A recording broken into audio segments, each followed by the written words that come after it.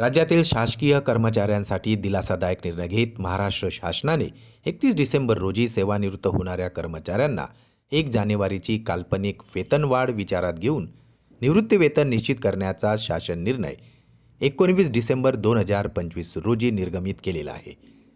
या निर्णयामुळे वर्षअखेरीस सेवानिवृत्त होणाऱ्या कर्मचाऱ्यांना निवृत्तीवेतन व संबंधित लाभामध्ये वाढ मिळणार आहे। चला तर पाहूया याविषयी सविस्तर माहिती। त्यापूर्वी चॅनलला जर नवीन असाल तर सबस्क्राईब करा। नवनवीन अपडेट मिळविण्यासाठी बेल आयकॉनला प्रेस करायला विसरू नका।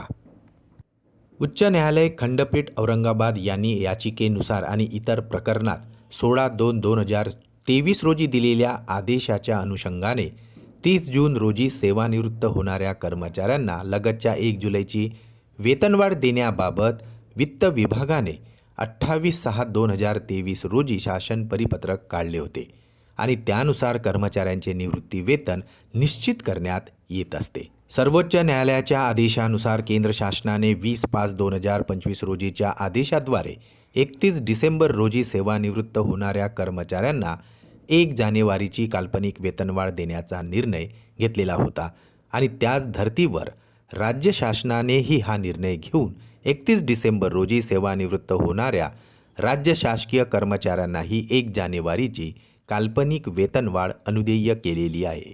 शासन निर्णयानुसार 31 डिसेंबर रोजी सेवानिवृत्त होणारे सर्व शासकीय कर्मचारी 1 जानेवारीची काल्पनिक वेतनवाढ धरून लाभ घेऊ शकणार आहे। यासाठी 28/6/2023च्या शासन परिपत्रकातील सर्व सूचना कर्मचाऱ्यांनाही लागू राहणार असल्याचे म्हटलेले आहे। महत्त्वाची बाब म्हणजे 1 जानेवारी रोजी वेतनवाढ देण्याची तरतूद 7व्या वेतन आयोगानुसार 1/1/2016 पासून लागू असल्याने ही तरतूद केंद्र शासनाच्या धर्तीवर 1/1/16 पासून प्रभावी असणार आहे। त्यामुळे मागील वर्षातील पात्र कर्मचाऱ्यांनाही याचा लाभ मिळण्याचा मार्ग मोकळा झालेला आहे।